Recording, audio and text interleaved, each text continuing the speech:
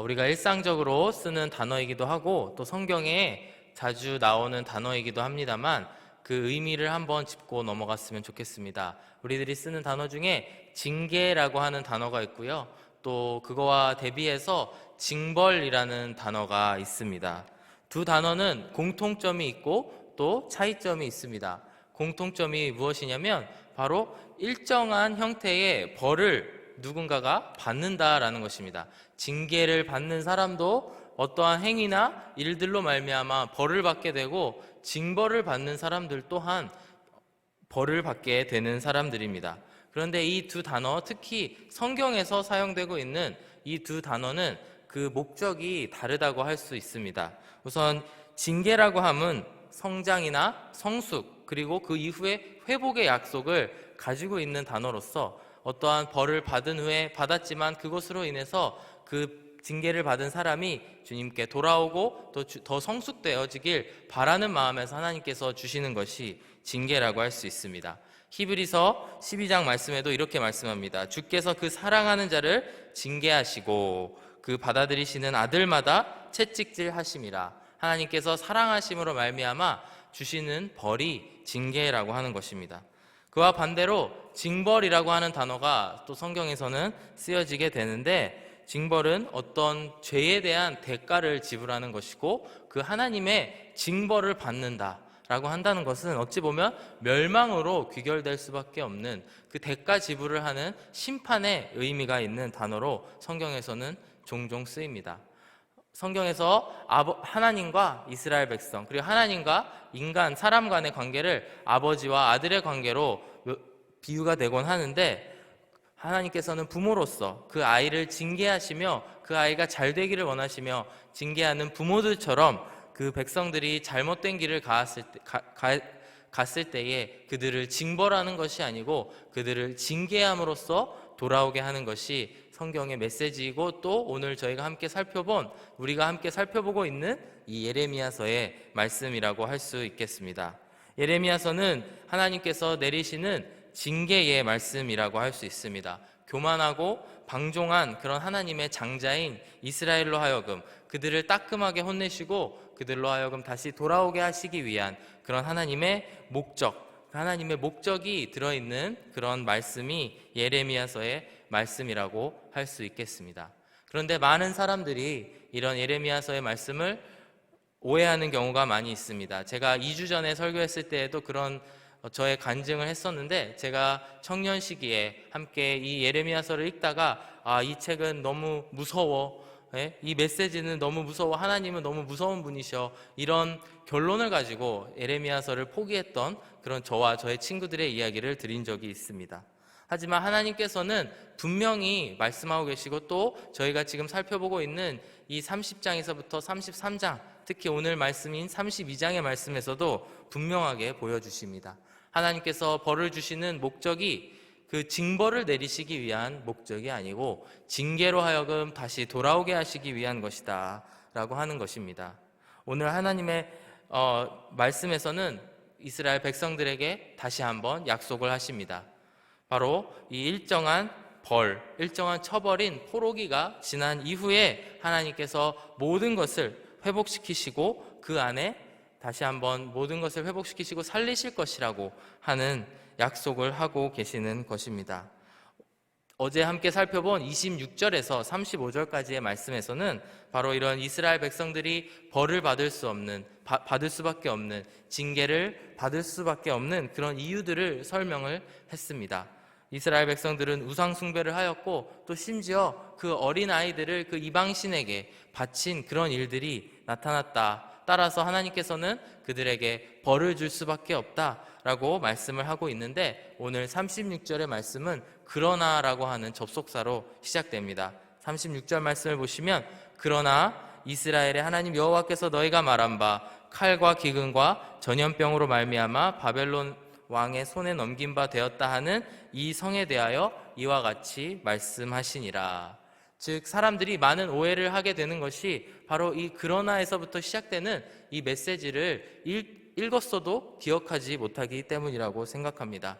만약에 이 접속사가 그래서라고 하는 접속사였다면 어땠을까요? 이스라엘 백성들이 35절까지의 말씀에서 이러이러한 죄를 지었고 그렇기 때문에 징계를 받을 수밖에 없는, 벌을 받을 수밖에 없는데 그래서 이들은 처벌을 당했다, 이들은 전멸을 당했다, 이런 메시지가 왔다면 정말 이 책은 무서운 책이고 슬픈 책이 될 것입니다. 하지만 오늘의 말씀에서 그러나 하나님께서는 이들을 회복시키셨다라는 메시지가 이어져 내려오기 때문에 바로 이 하나님께서 예레미야 선지자를 통해서 우리에게 주신 말씀은 회복의 말씀이고 또 징계를 통한 성장, 성숙을 위한 그런 메시지라는 것입니다. 37절을 함께 보시면 그 회복에 대한 약속이 더 자세하게 나오고 있습니다. 보라, 내가 노여움과 분함과 큰 분노로 그들을 쫓아보내었던 모든 지방에서 그들을 모아들여 이곳으로 돌아오게 하여 안전하게 살게 할 것이라 라고 말씀합니다. 벌을 주신 하나님의 목적, 하나님의 목표는 바로 그들을 다시 한번 이 자리에 모아들이시고 또 그들로 하여금 안전하게 살게 하실 것이다 라고 하는 것이 하나님의 마음이고 하나님의 목적인 것입니다. 그렇다면 하나님께서는 이스라엘 백성들 가운데에, 다시 돌아온 이스라엘 백성들 가운데에 무엇을 회복시키시길 원하실까요? 오늘 나머지 본문들을 통해서 하나님께서 징계 후에 회복시키실 세 가지의 말씀에 대해서 함께 살펴보기를 원하는데, 첫 번째는 바로 관계를 회복시키셨다라는 것입니다. 38절의 말씀을 보시면 그들은 내 백성이 되겠고 나는 그들의 하나님이 될 것이다 라고 말씀을 하십니다. 이것은 바로 그동안 무너졌던 하나님과의 언약 관계를 다시 한번 리뉴하시면서, 다시 한번 상기시키면서 그 언약 관계를 다시 한번 회복시키실 것이다 라고 하는 것입니다. 지난 주말에 함께 살펴본 예레미야 31장 31절에서 33절까지의 말씀을 보시면 여호와의 말씀이니라, 보라, 날이 이르리니 내가 이스라엘 집과 유다 집에 새 언약을 맺으리라. 이 언약은 내가 그들의 조상들의 손을 잡고 애굽 땅에서 인도하여 내던 날에 맺은 것과 같이 아니할 것은 내가 그들의 남편이 되었어도 그들이 내 언약을 깨뜨렸음이라. 여호와의 말씀이니라. 그러나 그날 후에 내가 이스라엘 집과 맺을 언약은 이러하니 곧 내가 나의 법을 그들의 속에 두며 그들의 마음에 기록하여 나는 그들의 하나님이 되고 그들은 내 백성이 될 것이라. 여호와의 말씀이니라.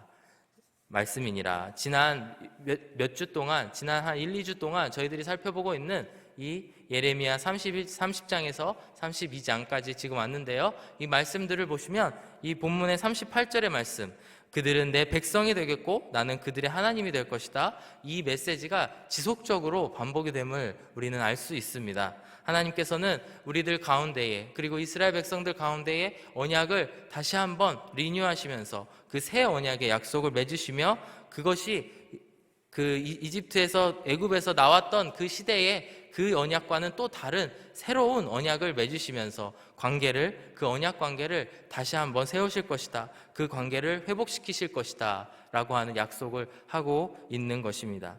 40절의 말씀으로 이어지는데요, 40절 앞부분에서는 이렇게 말씀합니다.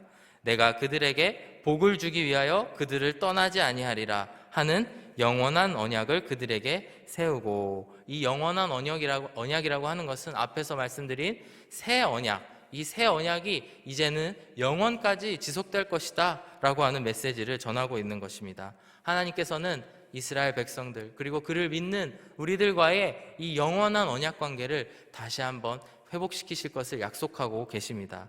그래서 징계가 다 지나간 후에는 그 무너진 관계를 다시 세우실 것이다 라고 오늘 본문에서는 약속을 하고 있는 것입니다. 두 번째로 하나님께서 회복시키실 것은 바로 이스라엘 백성들 안에 있는 그 경외함을 회복시키실 것이다 라고 약속을 하고 있습니다. 39절과 40절 말씀을 보시면 내가 그들에게 한 마음과 한 길을 주어 자기들과 자기 후손의 복을 위하여 항상 나를 경외하게 하고 내가 그들에게 복을 주기 위하여 그들을 떠나지 아니하리라 하는 영원한 언약을 그들에게 세우고 나를 경외함을 그들의 마음에 두어 나를 떠나지 않게 하고 라고 말씀을 하십니다. 단순히 하나님께서는 이스라엘과의 관계를 다시 한번 회복시키시고 그것으로 끝, 이것이 아니고 다시 한번 그 관계 안에서, 그 관계가 영원히 지속되기 위해서 그들 안에, 이스라엘 안에 경외함을 회복시키신다라고 하는 것입니다. 관계가 오래 지속되려면 어느 정도의 그런 거리감도 필요한 것이라고 저는 생각합니다.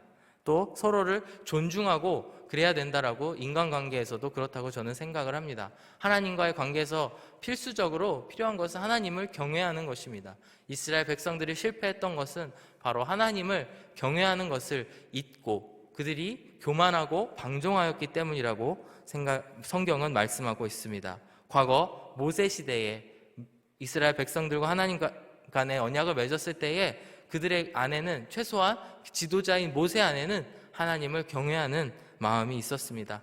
그들은 하나님께서 애굽을 심판하시는 것을 보았고, 또 그들을 인도하여 내시고, 또 시내산에서 천둥 번개가 치면서 하나님의 모습을 조금이라도 뒷자락에서라도 보았던 모습들을 기억했기 때문에 그 관계가 다시 한번 그 광야 안에서, 그리고 그 다음 세대가 또 가나안 땅에 들어갈 때까지 유지되었던 것입니다. 하나님께서는 이스라엘 백성들과의 관계를 회복하시고 그 안에 경외하는 마음을 회복시키신다라고 오늘 말씀은 말씀하고 있는 것입니다. 마지막 세 번째로, 이제 관계가 회복되고 또 그 경외함이 회복된 그 하나님의 백성들 안에는 하나님께서 기쁨을 회복시키실 것이다 라고 말씀합니다. 41절 말씀을 보시면, 내가 기쁨으로 그들에게 복을 주되 분명히 나의 마음과 정성을 다하여 그들을 이 땅에 심으리라. 우리 안에 기쁨은 어디에서 올까요? 우리들이 살아가면서 정말 그 진정한 기쁨은 어디에서 올까요? 바로 하나님으로부터 받는 기쁨을 받아야지 저희들이 진정으로 기쁠 수 있을 거라고 생각됩니다. 하나님께서는 우리들의 기쁨이 원천이 된다라는 것입니다. 41절의 말씀은 하나님께서 기쁨을 회복하시고 하나님께서 다시 한번 기뻐하시면서 우리에게 복을 주실 것이다 라고 말씀을 합니다. 하나님과의 관계가 다시 회복되고 그 다음에 그 안에 경외하는 마음을 가진 백성들 안에 하나님께서는 기쁨으로 하나님의 복을 주실 수 있는 것입니다. 그 복을 받은 우리들은 기뻐서 어쩔 수 없는 그런 상황에 이를 수밖에 없다라고 하는 것입니다.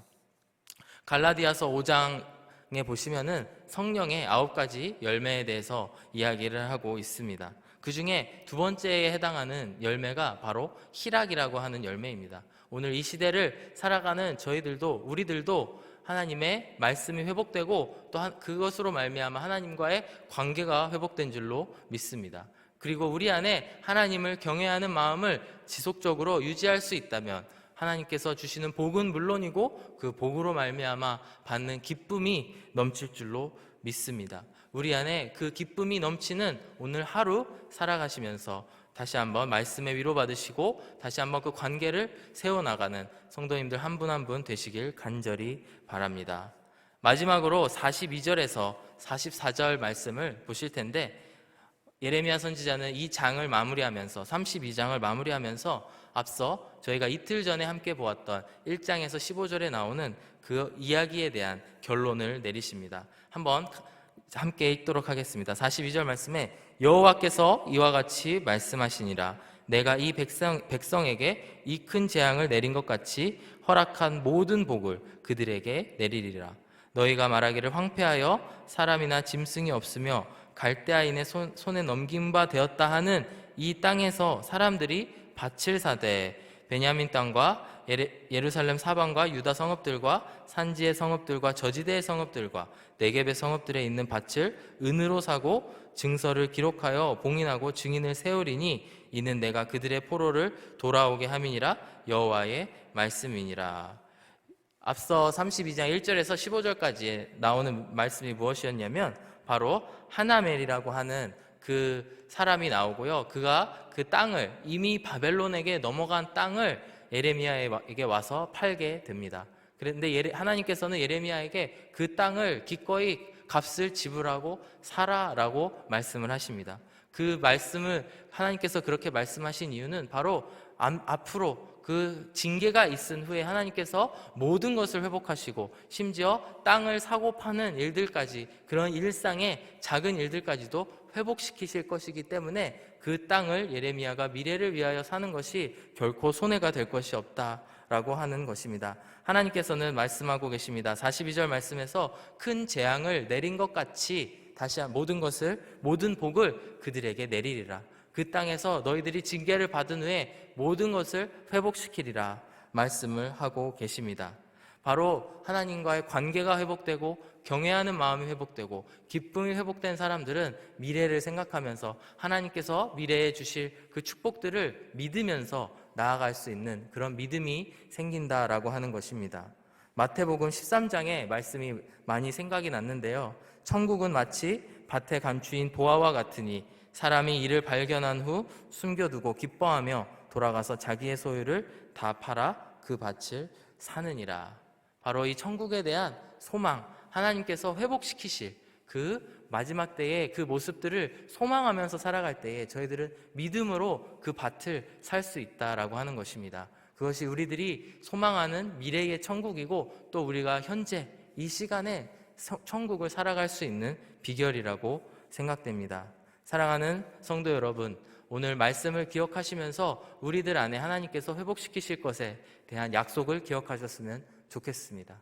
그리고 하나님께서 우리 안에 무엇을 회복하시고 계신지, 또 무엇이 아직 내 안에 회복되지 않았는지 다시 한번 기억하시는 우리들 한 사람 한 사람 되었으면 좋겠습니다. 하나님과의 관계가 회복되고 그 안에서 또 방종하지 아니하고 하나님을 경외하는 마음으로 나아가며 기쁨이 회복되고 우리들 안에 믿음이 회복되어서 그 천국을 소망하면서 살아가시는 한 분 한 분 되시길 간절히 축복합니다. 함께 기도하시겠습니다.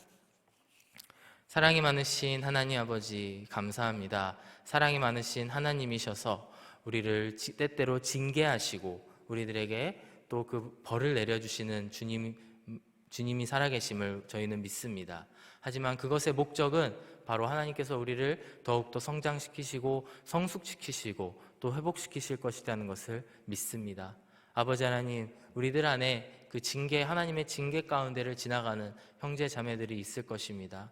아버지, 저희들이 정말 그때마다 하나님의 말씀을 붙잡고 하나님의 관계가 회복되고 하나님의 경외가 회복되고 또 기쁨이 회복되는 그런 징계의 시간들이 될 수 있게 하여 주시옵소서. 아버지 하나님, 그리하여서 우리가 마지막에는 천국을 소망하면서 기쁨으로 살아갈 수 있는 하늘의교회 성도 여러분 한 사람 한 사람 될 수 있게 주여 인도하여 주시옵소서. 감사드리며 예수 그리스도의 이름으로 기도드렸습니다. 아멘.